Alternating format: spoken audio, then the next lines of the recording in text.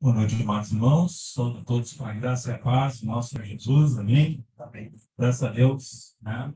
Mais uma vez estamos aqui reunidos na casa do Senhor para louvar, adorá-lo, agradecer também por tudo aquilo que ele tem feito em nossas vidas. Quero convidar a igreja a abrir suas Bíblias lá na segunda carta de Pedro, no capítulo 3. Para a leitura dos versículos de 14 até o versículo 18. Segunda carta de Pedro, capítulo 3. Finalzinho ali, quase no final, né? Segunda carta de Pedro, capítulo 3, versículos de 14 a 18. Vocês acharam ali? Se diz a palavra do Senhor: por essa razão, pois, amados, esperando estas coisas, empenhai-vos por serdes achados por ele em paz, sem mácula e irrepreensíveis. E tende por salvação a longanimidade de nosso Senhor, como igualmente o nosso amado irmão Paulo vos escreveu, segundo a sabedoria que lhe foi dada, ao falar acerca desses assuntos, como de fato costuma fazer em todas as suas epístolas, nas quais há certas coisas difíceis de entender, que os ignorantes e instáveis deturpam, como também deturpam as demais escrituras para a própria destruição deles. Vós, pois, amados, prevenidos como estáis de antemão, acautelai-vos.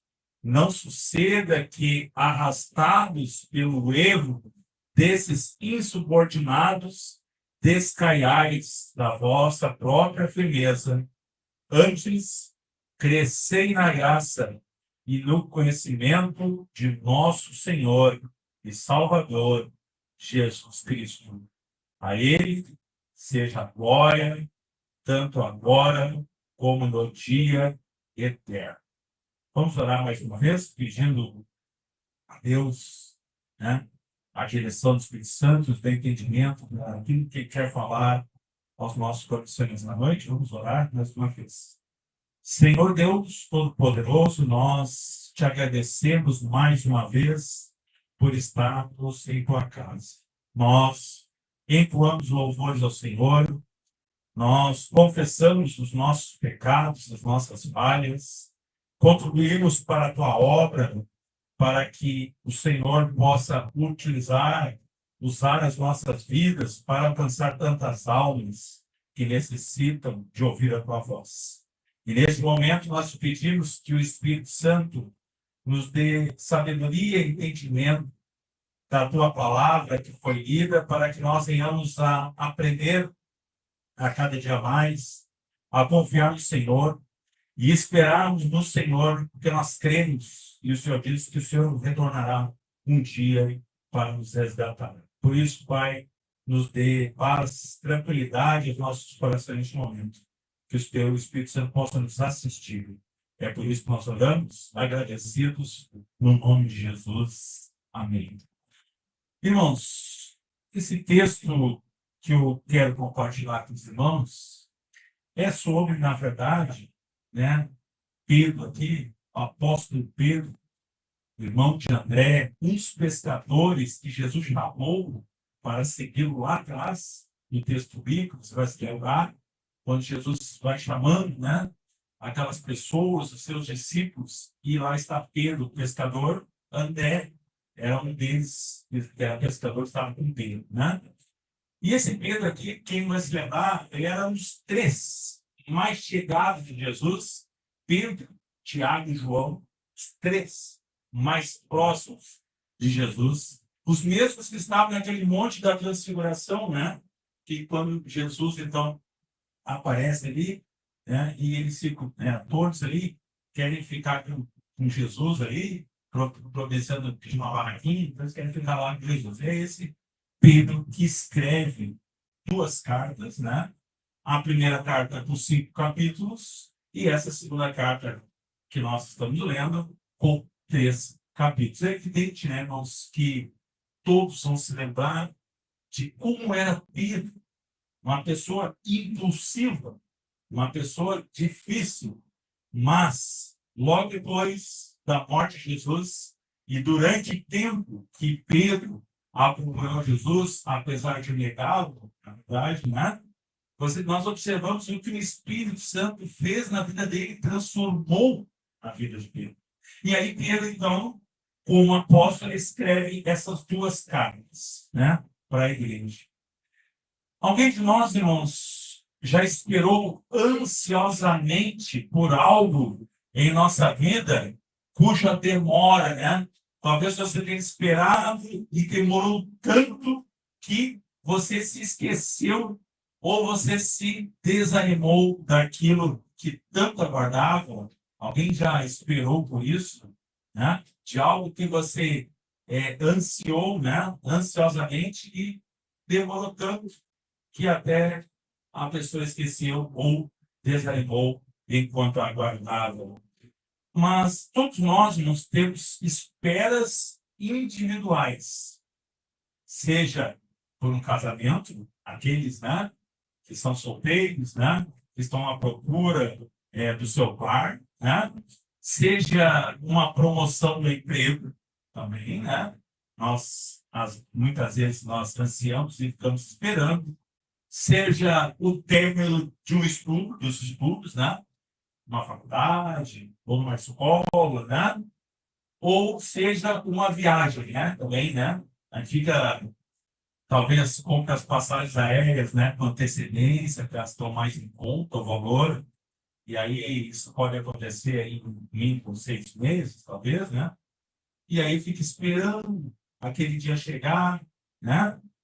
Mas o que eu quero falar hoje, irmãos, é de uma espera que todos nós, juntos como igreja, temos em comum. Uma espera que nós todos temos em comum, que é o quê? O retorno do Senhor Jesus. Que ele disse, prometeu, que um dia voltará para buscar a sua igreja. E nós ansiamos isso. Nós, na verdade, muitas pessoas gostariam, e eu já falei isso aqui, que Jesus voltasse agora, né? Até porque não precisaria passar pela morte, né? Estaríamos vivos, porque um dia que Jesus voltar, terão pessoas vivas nesse mundo, né? E aí não precisa passar pela morte. Aqueles crentes em Jesus serão o quê? Transformados num piscar de olhos, né? E aí, esse é o anseio de todo cristão, que Jesus voltasse agora, voltasse imediatamente, né? E a realidade é que, assim, irmãos, como esquecemos da animação e diligência enquanto esperamos por alguma coisa, assim também é muito fácil e comum em nossa espera pelo retorno de Cristo perdermos de vista as gloriosas realidades da nossa vida por vir, que ainda vai acontecer. Porque o texto fala que quando Jesus voltar, ou quando nós morremos, nós vamos nos encontrar com Cristo e viveremos a eternidade com Ele. Será um lugar muito, muito, muito superior a este mundo que nós vivemos. Um lugar incomparável. Um lugar que não existe choro, pranto, nada disso, só alegria. E nós vamos estar lá, irmãos, adorando a Deus o tempo todo. O tempo inteiro. É isso que fala a palavra de Deus. E aí a gente, então, quando demora, e quanto tempo vai fazer isso, né, irmãos? Né? Jesus morreu com 33 anos, né? Faz aí no mínimo quase 2.000 anos, né? Quantas pessoas estão esperando, né? Jesus voltar? Ele falou que voltaria. Só que nós não sabemos, né?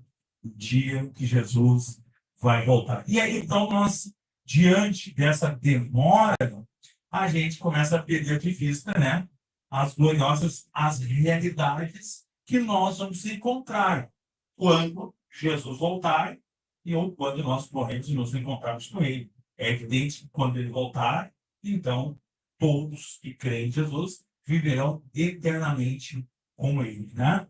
E aí perdemos essas questões de vista, né?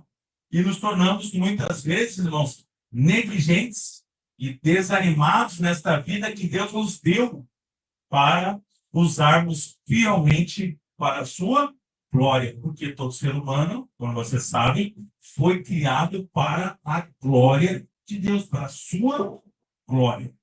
Nós somos criados para a glória de Deus. E por isso nós estamos aqui. Apesar do mundo difícil, tenebroso, nós estamos aqui para propagar o Evangelho de Cristo, para falar das coisas de Deus, para que as pessoas então se arrependam, né, dos seus pecados e se voltem para Deus, evidente, crendo em Jesus Cristo, através do seu sacrifício, né? Nessa passagem, nós, então, eu quero meditar junto com você a respeito da atitude do crente enquanto espera o retorno de Cristo. E uma das palavras-chave, se os irmãos não perceberam, ou talvez não já tenham lido, né, toda essa epístola, essa carta de Pedro, uma das palavras-chave usadas pelo apóstolo é a palavra conhecimento. A gente vai observar e dentro de variadas formas como essa palavra se apresenta, ela pode, como ela pode tornar em grego, na verdade o texto original está escrito em grego, né? Pedro a usa, então, no mínimo, irmãos, algumas várias vezes, no mínimo, aí umas 9, 10 vezes, né? E aí nós vamos encontrar essa palavra conhecimento no capítulo 1, versículo 2, versículo 3, versículo 5, versículo 6, versículo 8 e versículo 16. Primeiro capítulo, a palavra conhecimento está em todos esses versículos que eu falei para vocês. Depois, no capítulo 2, versículo 20, versículo 21. E por último, no capítulo 3, versículo 18. Notem que Pedro, ele traz essa palavra conhecimento. Conhecimento de quê? Conhecimento de Deus. Conhecimento da palavra de Deus. Né? Como eu falei, capítulo 2, versículo 3, 5, 6, 8, 16, capítulo 2, versículo 20, capítulo 2, 21 e capítulo 3, versículo 18. A ideia, irmãos, é que ao conhecermos aquilo que é correto, nós podemos, então, viver uma vida que agrada a Deus e confrontarmos quem? Os falsos ensinamentos. Ainda há pouco eu falava, né, do presbítero Jairo, se não me engano, sobre isso. Os falsos mestres, os falsos ensinamentos. Mas, se nós nos debruçarmos, né, nas Escrituras Sagradas, né, nós vamos ter um conhecimento daquilo que é verdade, daquilo que está escrito. E aí, sim, nós podemos, então, fugir dos falsos ensinos, das falsas doutrinas e dos falsos mestres, né? E no versículo 14, nós vemos, o primeiro versículo dessa perícope aqui, nós vamos encontrar as conjunções. Por esta razão, pois. Duas conjunções, né? O professor de português vai ler. Por, pois. As conjunções, né? Onde Pedro nós está falando sobre o conhecimento do retorno iminente de Cristo para julgar o mundo. E o apóstolo deseja, então, que seus leitores tenham uma atitude correta à luz desse conhecimento, pois eles não devem ser como aqueles falsos mestres que escarnecem da aparente demora de Cristo, né? escarnece, Cristo não veio, não vai voltar, fica escarnecendo, né? E passa então a fazer o quê? Vivermos segundo as suas paixões, segundo a sua vontade, na verdade, né? Mas devem ser marcados por uma vida zelosa que resulta em glória ao nome de Cristo, tanto no presente, agora, quanto no futuro. E alguém, eu estava vendo essa questão da palavra diligência, né? Palavra talvez um pouco difícil, né? Mas procurando, né? é, Nos dicionários, ali, enfim, né? Na questão como está escrito no original, só para a gente ter uma ideia, diligente é alguém zeloso, alguém que busca minuciosamente os detalhes. Por isso, ser diligente. Pensar, buscar os detalhes, buscar o que a palavra de Deus está a querer nos ensinar, né? Ser diligente. É isso que aparece que Pedro está falando aqui, né? E assim, então, Pedro ele vai fazer o quê? Vai nos exortar a ter cuidado, diligente em, no mínimo, 3 áreas da vida cristã, enquanto nós esperamos o retorno de nosso Senhor. 3 áreas, então, Pedro vai nos exortar a ter este cuidado diligente, buscar as coisas na sua minúcia, ter zelo por isso, né? E aí eu quero dar um título a esta mensagem sobre pontos da vida cristã a serem cuidados com diligência à espera do Senhor.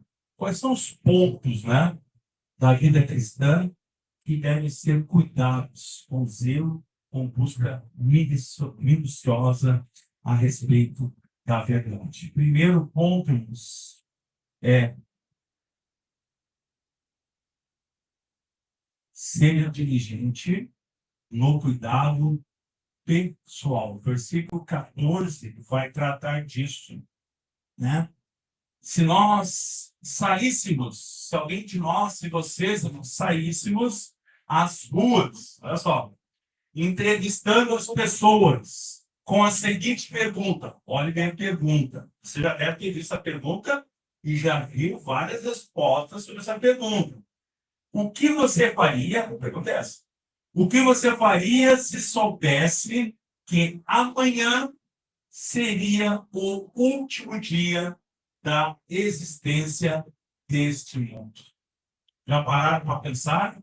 O que você faria se amanhã fosse o último dia da existência deste mundo? Quais são os tipos de respostas que nós obteríamos? Com certeza, irmãos, alguém ou algumas pessoas iriam responder: eu entraria em pânico, né? Porque amanhã tudo se acabou, né? Alguma pessoa responde: eu entraria em pânico, porque muitas pessoas, é evidente, têm medo da morte, mas nós sabemos que um dia nós morreremos, porque o salário do pecado é a morte.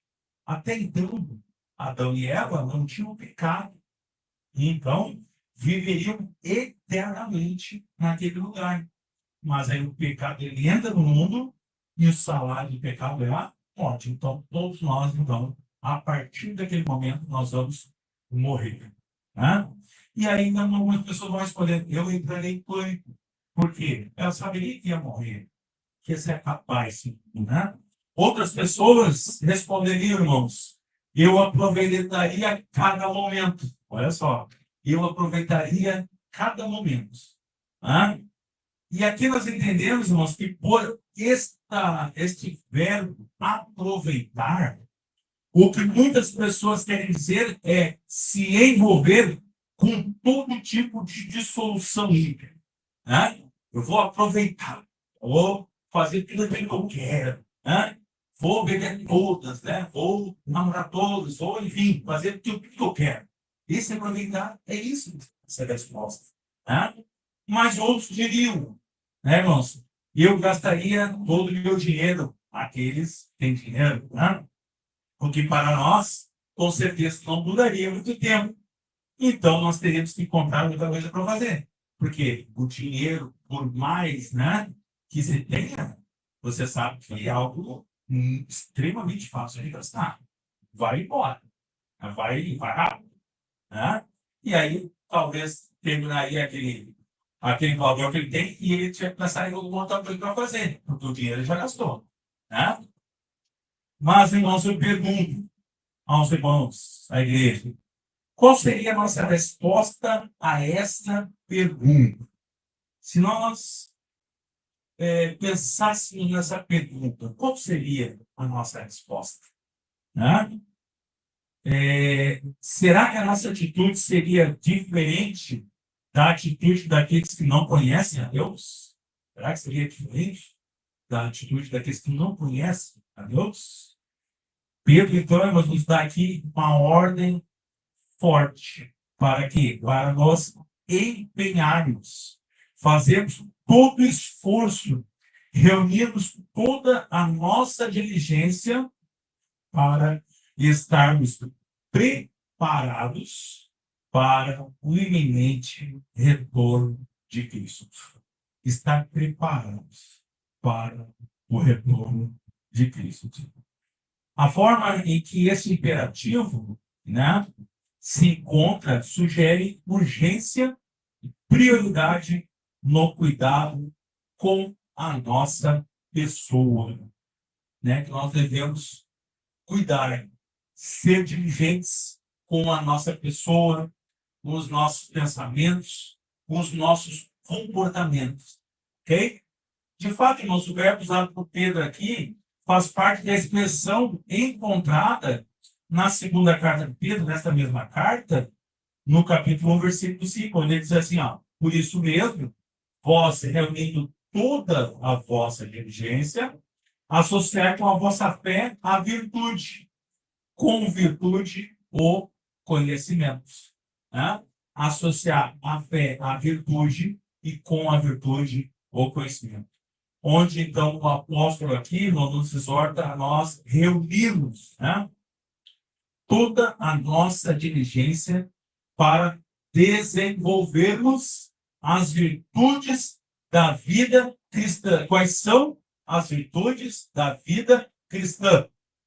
Quais são as virtudes? Desenvolver o quê? A nossa fé, virtude da vida cristã. Né? O conhecimento, e está falando disso aqui, conhecimento da palavra de Deus, das escrituras, das coisas que Deus fez, que Jesus fez, né? Do conhecimento, do nosso domínio próprio também. Isso, virtude cristã, domínio próprio é uma das virtudes. Eu sei que muitas pessoas e alguns cristãos, né? É uma coisa assim, meio difícil, a questão do domínio próprio, né? Ficar se segurando para falar uma coisa que não deve ser dita, é verdade. Né? E perseverança, virtude cristã, perseverança, perseverar, né? Piedade, ser uma pessoa piedosa, fraternidade, amor, olha quantas coisas, né? Quantas virtudes da vida cristã. E o apóstolo Pedro está aqui, então, nos chamando a nossa atenção para nós então, reunirmos, né, toda a nossa diligência para nós desenvolvermmos isso, todas essas virtudes, né, que são necessárias, irmãos, para que nós sejamos o quê? Ativos e frutíferos no pleno conhecimento de Cristo. Né? Todas essas coisas, né? A fé, o conhecimento, o domínio próprio, a perseverança, a piedade, a fraternidade, amor, né? Que nós sejamos tão frutíferos no pleno conhecimento de Cristo. Aqui Pedro, então, nos versículos 14, estou falando sobre a igreja, destaca, então, dois aspectos, né?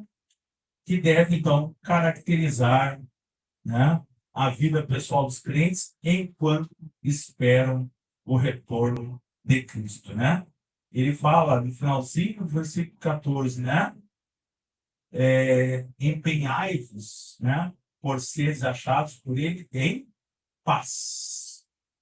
Quando Jesus voltar, ele quer nos encontrar em paz, né? Não com pessoas dissimuladas, loucas, andando para um lado e para o outro, mas em paz, né? E também fala sobre pureza aqui, né? Sem mácula e irrepreensíveis, né? Pessoas irrepreensíveis, a questão da pureza, né? A questão da santidade, verdade, né? Então, Paulo destaca dois aspectos que devem caracterizar a nossa vida pessoal enquanto nós esperamos o retorno de Cristo. Pânico, irmãos, nunca deve nos caracterizar quando consideramos o retorno iminente de nosso Senhor. Como é que pode? Né? Pânico. Quando Jesus voltar, glória a Deus. Nós vamos sair daqui para viver a eternidade com Ele. Por que o pânico? Não faz sentido essa questão do pânico. Né? Mas por algum motivo ou outro, ter esta paz interna não parece, na verdade, ser algo natural para muitos cristãos, embora devesse ser. Eu costumo usar um exemplo, eu vi alguns exemplos sobre isso, das pessoas que se apavoram com a morte. Muitas pessoas pensam assim, se eu morresse agora, me encontraria com Jesus e tudo certo. Na verdade, né? É evidente que nós não sabemos como isso vai acontecer, né? Como a morte vai se apresentar a nós. Mas aí você fala para a pessoa e a pessoa assim, Deus me livre, né? Deus me livre, morrer. Não, né? Nós precisamos ter paz com isso. Nós cremos numa coisa, né? Nós cremos que quando nós morremos, nós vamos se encontrar com Cristo, aqueles que creem em Jesus, aqueles que seguem a Cristo e ponto final, né? Acabou. Vamos se encontrar com Ele. Os que não seguem a Cristo, bom, aí já é um pouco mais complicado, bem mais complicado, né? Mas precisamos ter paz, porque nós vamos acreditar nisso. E por isso Pedro então nos exorta a nos empenharmos.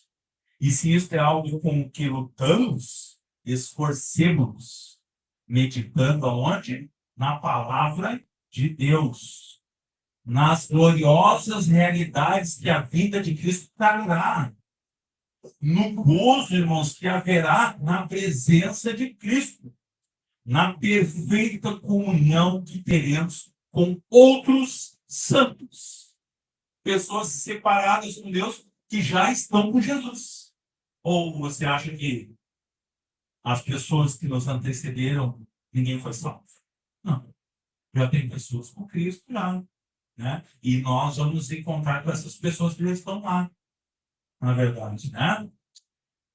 Nós percebemos, irmãos, que um pouco para trás, nós lemos o versículo 14, mas se nós voltar um pouquinho ali, no versículo 10 e versículo 12 do capítulo 3, nós vamos ver algo que parece terrível o dia do Senhor.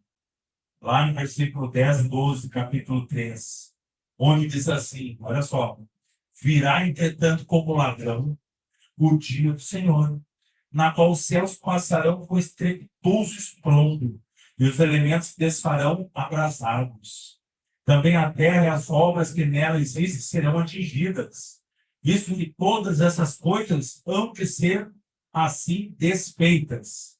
Deveis ser tais como os que vivem em santo procedimento de piedade, esperando e apressando a vinda do dia de Deus, por causa do qual os céus incendiados serão desfeitos e os elementos abrasados se derreterão.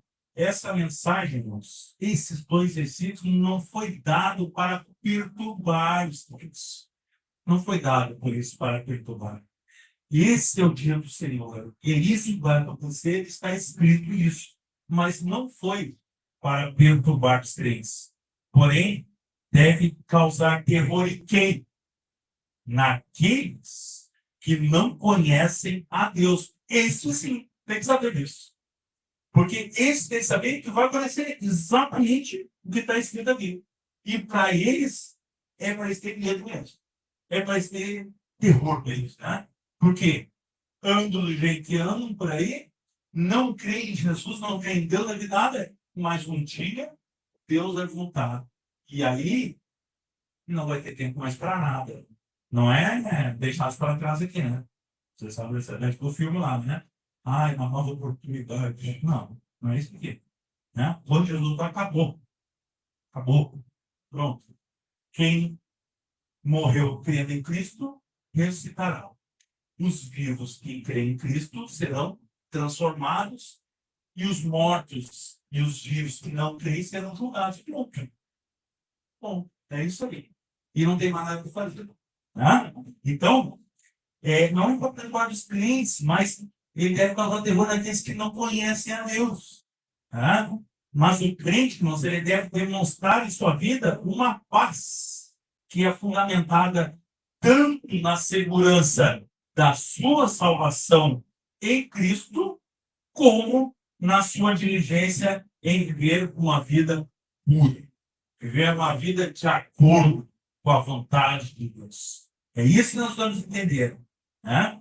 Viver uma vida de acordo com a vontade de Deus e também ter o fundamento da segurança da nossa salvação. E por essa razão, então, Pedro também inclui em sua exortação ao cuidado pessoal o aspecto da pureza, né? Pois não apenas devemos ser achados por Cristo em paz, mas também sem mácula e irrepreensíveis. Quando Jesus voltar, nós devemos estar assim. Quando Jesus voltar, ninguém sabe. Né? Então nós precisamos ter paz em nossos corações. Né? Maranata vem Jesus, sabe? Né? Ele vem agora, né? E nós temos paz e nós sejamos encontrados sem mácula e irrepreensíveis. Segundo ponto que eu quero tratar com os irmãos é que nós devemos ser diligentes no cuidado com os perdidos, com as pessoas perdidas. Está lá no versículo 15 do texto que nós lemos, né? Pedro aqui, ele faz o que? Ele nos convoca a enxergar a aparente demora do retorno de Cristo por um outro ângulo. Olha só. Cristo demora aparentemente por um outro ângulo agora. Considerando este tempo de demora como que uma demonstração da paciência de Deus e de sua disposição para salvar pecadores. O texto fala, e tende por salvação e longanimidade de nosso Senhor. Ele tem paciência, porque ele sabe, né, quem são os eleitos, quem ele elegeu antes da fundação do mundo. E aí, através da sua paciência, ele quer que essas pessoas voltem para os caminhos de Deus. Porque senão, irmãos, já tinha acontecido, tudo tivesse acontecido. Está todo mundo, né, perdidão, e vamos acabar com esse negócio. E é isso aí. Entendeu? Mas Deus, através da sua longanimidade, nós não sabemos quem são os salvos, isso é verdade, Jesus ainda não voltou. Ainda não voltou. Mas vai voltar. E isso nós sabemos ser certo. Vai voltar, né? Imagine, irmãos, e aqui quando eu li essa parte do texto, eu fiquei pensando uma coisa assim, muito interessante. Uma coisa que realmente não teria como escapar. Ok? Imagine, não, se Jesus tivesse retornado, olha só, na semana anterior à nossa conversão. Olha só, na semana anterior à nossa conversão, nós não teríamos sido salvos. Infelizmente, se Jesus, irmãos, lá nos meus 43 anos, quando eu chego, então, à igreja presbiteriana, e aí eu estudo as escrituras, eu confesso, eu professo a minha fé, eu sou batizado, irmão, se Jesus tivesse voltado na semana antes, eu estava perdido, eu estava condenado. Não tinha o que fazer, né? Não tem o que fazer isso. Mas graças a Deus que Jesus ainda não voltou. Pelo menos antes, né? Da minha conversão, antes daquele momento. Estou dizendo que a conversão foi naquele dia, né? Mas antes daquilo, nós estaríamos perdidos, estaria condenado, não teríamos sido salvos. Nós, irmãos, só fomos salvos porque Deus pacientemente esperou pelo tempo em que chegaríamos ao arrependimento de nossos pecados e a fé em Cristo. Nos esperou. Assim como Ele está esperando outras pessoas fazerem isso. Deus, irmãos, está sendo paciente porque Ele quer que todos aqueles a quem Ele escolheu antes da fundação do mundo sejam salvos. Bom, é isso que Ele quer. Antes da fundação, antes de criar todas as coisas, Ele quer que essas pessoas sejam salvas. Que essas pessoas caiam, né? As escamas dos seus olhos estão cegas espiritualmente, não são escolhidos de Deus, não estão entendendo o negócio. É isso que Ele quer. Que essas pessoas entendam, que essas pessoas caiam, essa cegueira espiritual, que eles possam seguir a Cristo. Deus é um ganho, graças a Deus por causa disso. E aí, então, Paulo também, o texto vai falar que Paulo ensinou esta mesma paciência ao escrever lá em Romanos capítulo 3, versículos 23 a 26, onde Paulo diz assim, ó, pois todos pecaram e carecem da glória de Deus, sendo justificados gratuitamente por sua graça, mediante a redenção que há em Cristo Jesus, a quem Deus propôs no seu sangue como propiciação mediante a fé, para manifestar a sua justiça, porque Deus, na sua tolerância, deixava impunes os pecados anteriormente cometidos, tendo em vista a manifestação da sua justiça no tempo presente, para ele mesmo ser justo e o justificador daquele que tem fé em Jesus. Paulo escreveu sobre essa questão da paciência de Deus. À luz dessa verdade, irmãos, qual então deveria ser a nossa atitude como cristãos? Qual deveria ser a nossa atitude como cristãos em relação à questão da paciência de Deus, da sua longevidade, né? Primeiro, irmãos, nós deveríamos nos maravilhar com a graça de Deus, esperando, irmãos, por muitos momentos sem murmurar. Sem murmurar. Você sabe que muitas vezes ele fica murmurando algumas coisas, né? Mas que coisa, né? Não consigo. Isso eu tenho que esperar, né? Eu tenho que não sei o quê. E aí começa aquela história do murmúrio, né? Ficar murmurando, né? Eu sei que não é fácil isso, né? Mas nós temos a ajuda de Deus. Nós vamos ter a intimidade, oração com Deus para nós passar por isso, dessa demora. Né? Imagina você querendo uma coisa e o negócio demora. Mas, meu Deus, me ajuda, por favor, para que eu não fique murmurando. Para que a coisa, Deus não quer que eu perceba isso aí. Eu não quero, não devemos murmurar por causa disso. Primeiro, então, nós devemos o quê? Nos maravilhar com a graça de Deus. Né? Segundo, devemos aproveitar, irmãos, cada oportunidade. E assim, olha só, em vez de você ficar murmurando, choramingando, nós devemos o quê? Aproveitar cada oportunidade para proclamarmos a palavra de Deus. E aí, quando nós estamos murmurando, nós esquecemos de fazer isso. Tá? Quando nós estamos fazendo essas coisas, nós já fazemos outras coisas.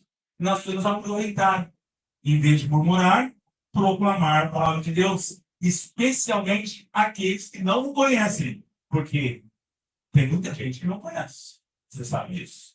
Tem muita gente que Deus, quando vai chamar ele lá, vai dizer assim, ó, a Letícia te falou sobre isso, e por que não acreditou, por que não seguiu? Eu sei, então, ponto. Ela falou, o outro falou, eu falei, você falou, e assim nós vamos indo.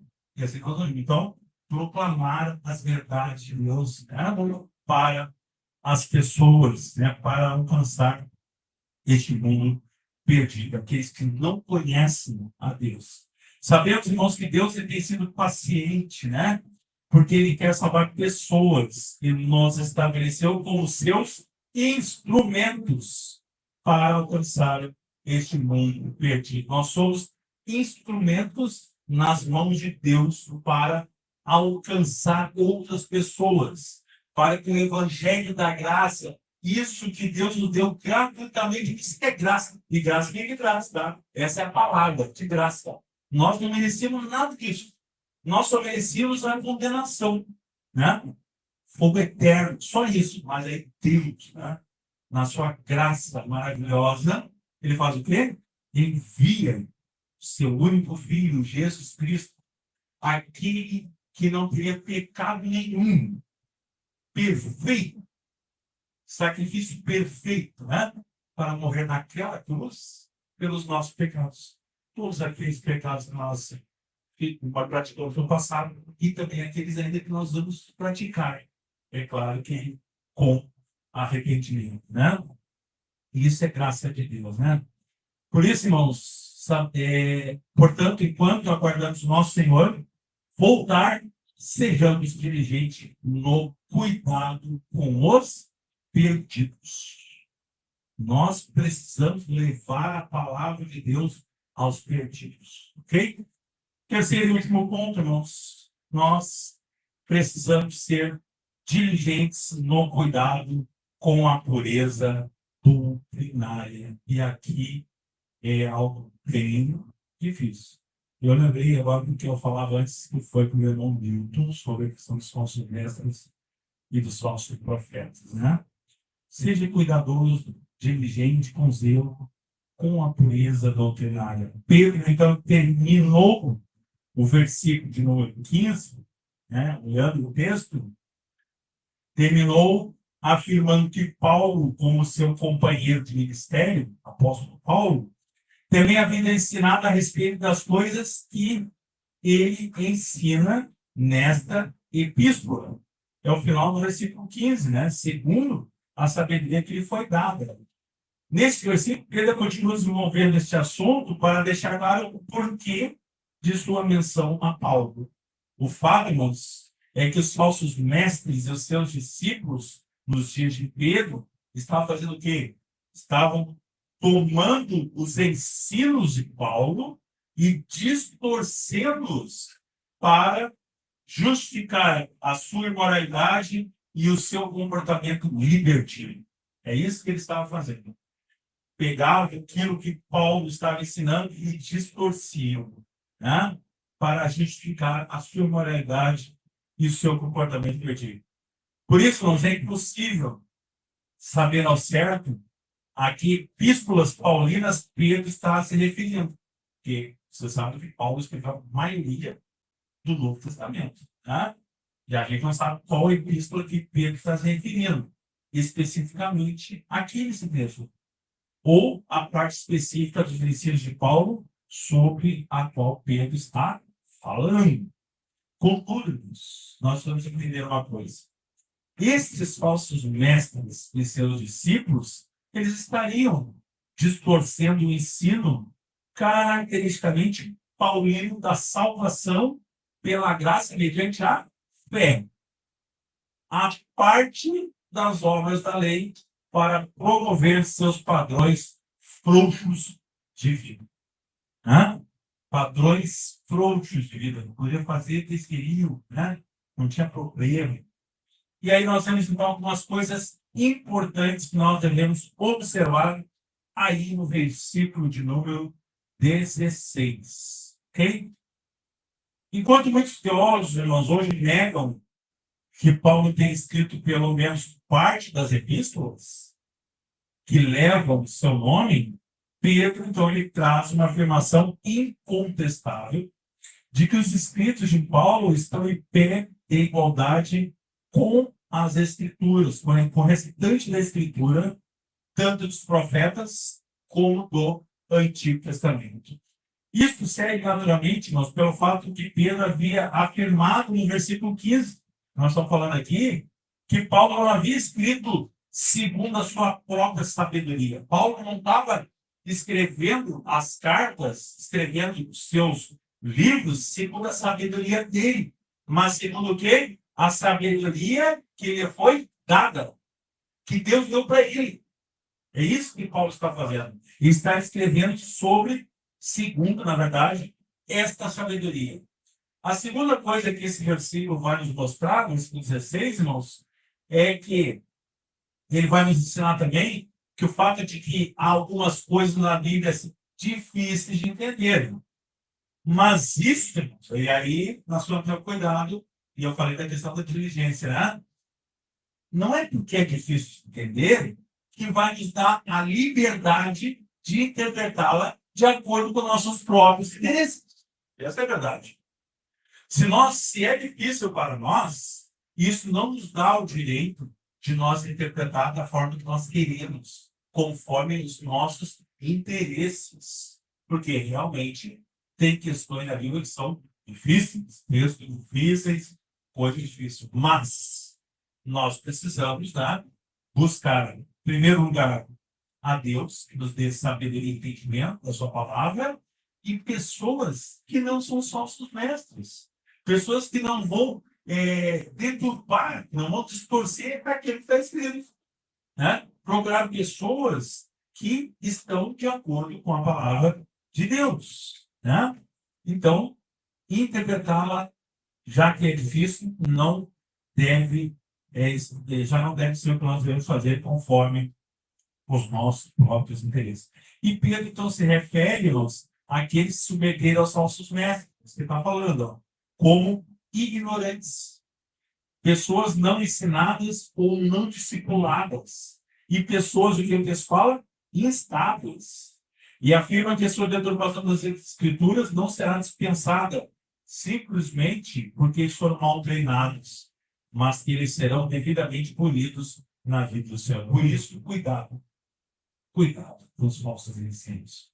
Porque se você for mal treinado, se você não entendeu, se você foi ignorante, não foi ensinado, não foi discipulado, não é isso que vai te salvar, né? Serão punidos na vida do Senhor. Essa deturpação dessa doutrina, irmãos, não é uma característica exclusiva dos tempos de Pedro, pois nós vivemos em um tempo em que a proliferação de falsos mestres parece estar fora do controle. Você sabe disso? Fora do controle. Isso não é só algo do tempo que Pedro está escrevendo, porque lá existia também. E hoje existe muito mais falsos mestres e falsos profetas. Nós vivemos, irmãos, em um tempo em que muitos crentes sinceros têm recebido uma alimentação espiritual muito fraca de seus púlpitos. E por conta disso, estão o quê? À mercê de serem seduzidos por esses falsos ensinos. E esta situação só tem, irmãos, a piorar à medida que nós vamos nos aproximando do retorno de Cristo. Isso só vai piorando à medida que nós vamos nos aproximando do retorno de Cristo. Então, irmãos, qual deve ser a nossa atitude à luz dessa situação nebulosa? A questão dos falsos mestres, dos falsos ensinos. Qual deve ser a nossa atitude? E aí, nos últimos dois versículos, né? Nos últimos dois versículos, no 17 e 18, Pedro vai trazer duas exortações. Uma defensiva e outra ofensiva, a respeito deste cuidado diligente que nós devemos ter com a pureza doutrinária. Primeira coisa que Pedro fala, ele diz, proteja-se disso. Olha só, Pedro ele afirma que temos uma certa medida de conhecimento. Olha o 17. Vós, pois, amados, prevenidos, como estáis de antemão, prevenidos, através do ensino, através do conhecimento das Escrituras, nós estamos prevenidos, como estáis de antemão. E ele nos exorta a nós tomarmos cuidado com essas distorções. É evidente, irmãos, que pessoas nécias, que recém estão aprendendo os caminhos, né, do Senhor na fé, com certeza terão dificuldade. Mas, e aqui eu me lembro, né? E aqueles que nasceram em berço evangélico? Seus pais ensinaram muitas coisas quando vocês eram pequenos. Então, vocês já estão aqui prevenidos. Vocês foram ensinados. Talvez desde pequeno, ou sei lá quanto tempo atrás, 10 anos atrás, 15, 20, não interessa. Mas vocês estão prevenidos. Então, cuidado com os falsos ensinos. E aqui o verbo imperativo que ele diz é o quê? Acautelai-vos. Cuidado, cautela. Dá a ideia de esteja sempre constantemente em guarda, em alerta, pois o perigo de ser arrastado pelo erro, ele é constante e ele é crescente. Sendo assim, isto exige de nós, de mim e de você, que a nossa atenção seja também constante e crescente. Precisamos estar atentos ao que as pessoas estão ensinando, às falsas doutrinas e aos falsos mestres. O custo, irmãos, do desleixo com a pureza doutrinária é alto demais, pois nos deixará instáveis, muito instáveis. Porque daqui a pouco nós vamos acreditar em outras coisas. E isso vai, e às vezes coisas erradas, que vai nos tornar pessoas instáveis. Porque o texto fala para que não descaiais da vossa própria firmeza, finalzinho do 17, é isso que está falando, né? E estáveis, a gente vai então ficar descaído da vossa própria firmeza, como aqueles que foram enganados pelos falsos mestres. Aqueles que foram enganados, eles descaíram da sua firmeza, foram enganados, né? E aí no começo então da carta de Pedro, dessa epístola, Pedro descreve os crentes aqui, e ele escreve como aqueles que, o texto fala assim, 2 Pedro, capítulo 1, versículo 12. 2 Pedro 1, 12. Embora estejais certos da verdade, já presente convosco e nela confirmados. Né? E agora ele faz um apelo final para que eles não percam esta firmeza por conta de negligência no cuidado com a pureza doutrinária. Portanto, sejamos, então, diligentes no cuidado com a pureza doutrinária, primeiramente, tendo que protegendo-se. Proteja-se. Proteja-se desses falsos ensinos. Segunda coisa, irmãos, que ele vai nos falar nos últimos versículos, então essa é uma defensiva, se defenda, se proteja. Agora ele vai falar uma ofensiva. Ele vai falar o quê? Progrida. Né? Seja diligente no cuidado com a pureza doutrinária, progredindo. O que o texto diz aí? Crescei na graça e no conhecimento de nosso Senhor e Salvador Jesus Cristo. Versículo 18, primeira parte do versículo. Ele dá uma ordem: crescei, progrida. Procure as Escrituras, tenha intimidade com Deus, ouça a sua palavra, tenha comunhão com o Senhor, progrida, cresça na intimidade com Deus, no conhecimento da sua palavra, no conhecimento do nosso Senhor. Note, irmãos, que Pedro, então, ele começou a primeira exortação afirmando que nós temos um pré-conhecimento, né? Prevenidos estávamos, né? Que é suficiente para nós nos protegermos. Temos um conhecimento básico das verdades, né? de nós sermos arrastados pelo erro. Mas a vida cristã não para por aí. Não precisamos ficar a todo tempo se protegendo, né? E não podemos, na verdade, abrir a guarda. Mas nós precisamos o quê? Avançar. Isso nós precisamos. Precisamos avançar, crescer no conhecimento de Deus. É imperativo para o cristão crescer na graça de Deus, pois quanto mais nós entendemos o quão pecadores nós somos e quão dependente nós somos de Deus, mais apreciaremos o valor da sua graça derramada sobre nós em Jesus Cristo. Quanto mais nós entendermos que nós somos pecadores, nós dependemos de Deus, mais nós vamos apreciar o valor da sua graça derramada sobre nós em Cristo Jesus. É imperativo, irmãos, que o cristão, então, cresça no conhecimento de Cristo, e com a palavra conhecimento, ele não está se referindo meramente a informações a respeito de Jesus, mesmo que ele está falando. Conhecimento do quê? Informações a respeito de Jesus. Mas sim a intimidade com o Senhor, pois não se trata de conhecimento que meramente informa, mas de conhecimento que transforma aquele que aprende. Intimidade com Deus. Porque a palavra de Deus, ela nos ensina. É evidente que a palavra de Deus, ela contém informações a respeito de Deus, de Jesus, enfim. Mas ela também nos ensina. E é isso que ele está falando. Aquele que busca, ele aprende. E é isso que nós devemos fazer, aprender. E há um grande perigo, irmãos, do qual precisamos nos guardar. Que é o de estarmos tão saturados, olha só, isso é perigoso, tá?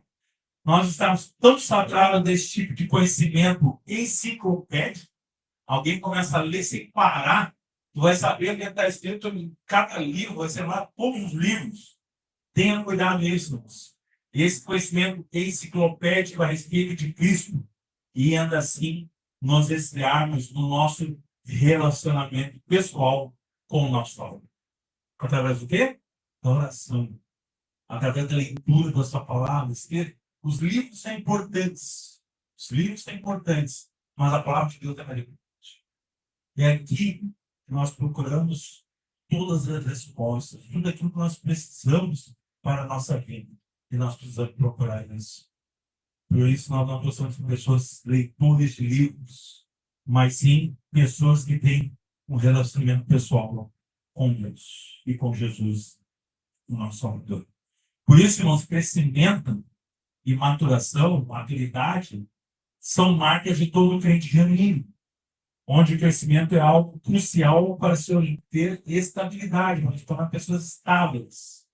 A firmeza doutrinária que nós precisamos para nos guardarmos de sermos arrastados pelos erros doutrinários que constantemente nos seduzem. Né? Então, a palavra de Deus nos guarda disso, para que nós não sejamos arrastados por esses erros, essas falsas doutrinas, falsos ensinos.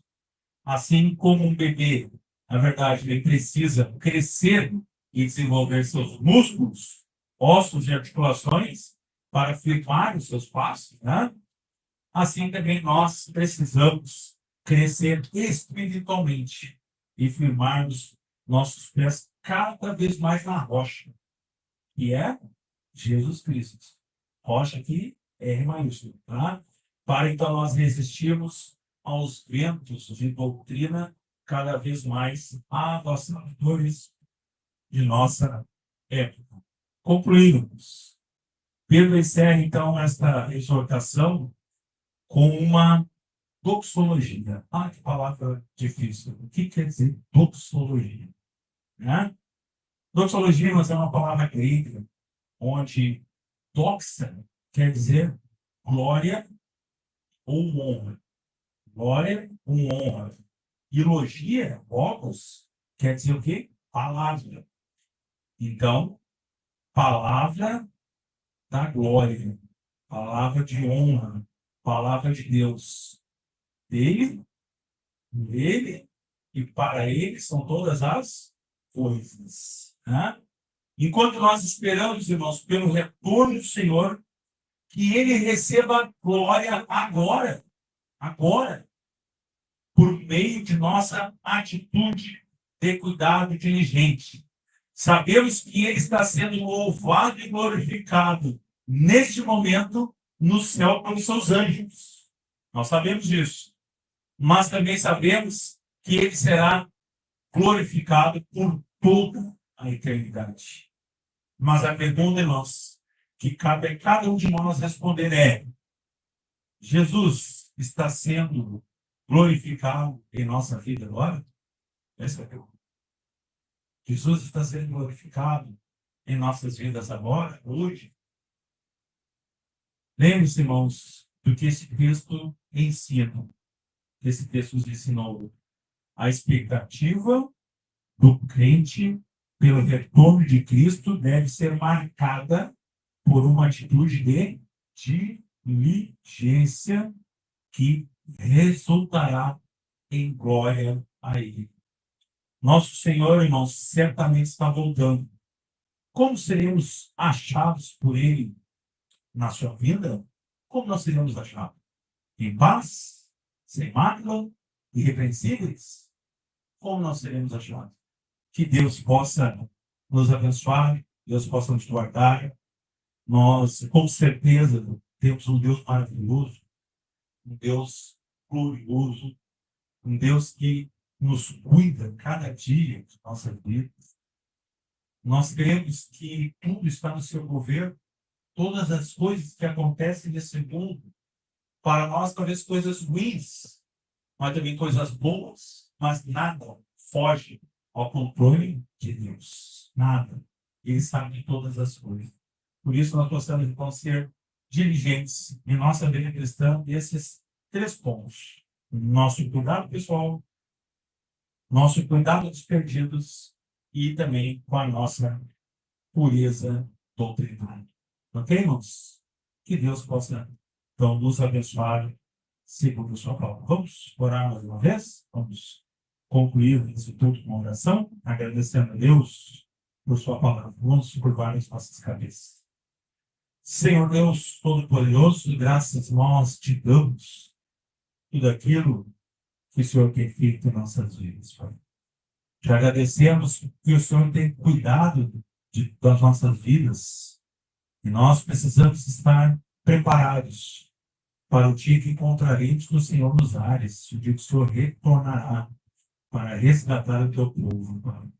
Continue, Pai, nos dando a fé, nos dando a diligência, cuidado com as nossas vidas, com aquilo que fazemos, com os nossos comportamentos, nossas atitudes, com o amor pelos perdidos que precisam, necessitam e carecem da tua palavra.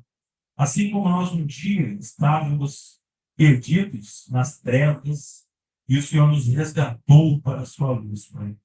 E te pedimos, Pai, que o Senhor nos dê sabedoria, que o Senhor possa transformar os nossos corações, que nós possamos suportar, aprender a despeito dessa aparente demora do seu reino.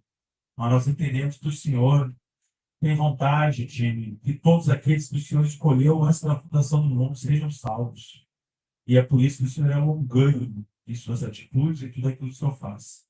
Abençoe, Pai, a vida de cada um dos meus irmãos nesta noite, de seus familiares, das pessoas que passam por dificuldades, que o Senhor possa abençoá-los, seus amigos, seus entes queridos, Pai. Dê a eles paz, tranquilidade, ó Deus.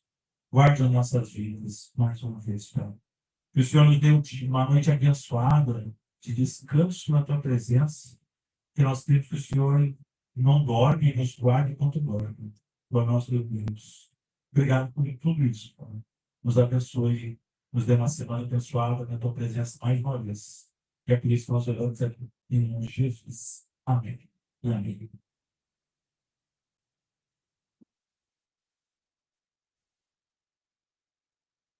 Bem, quero agradecer aos irmãos, né, que nos assistem. Você sabe que os cultos têm sido transmitidos